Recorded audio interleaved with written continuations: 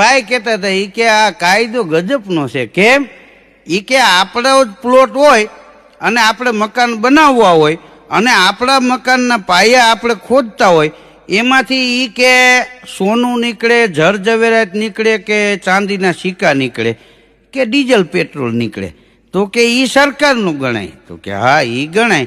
તો કે આપણા જ મકાનના પાયા ખોદતા હોય ને હમણાં દારૂ નીકળે પાયામાંથી, તો કે તરત સાહેબ આવે કે આ તમારી માલિકીમાંથી નીકળ્યું છે.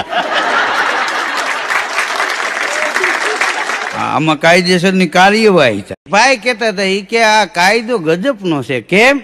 ઈ કે આપણો જ પ્લોટ હોય અને આપણે મકાન બનાવવા હોય અને આપણા મકાનના પાયા આપણે ખોદતા હોય, એમાંથી ઈ કે સોનું નીકળે, જર ઝવેરાત નીકળે, કે ચાંદીના સિક્કા નીકળે, કે ડીઝલ પેટ્રોલ નીકળે, તો કે ઈ સરકારનું ગણાય? તો કે હા ઈ ગણાય.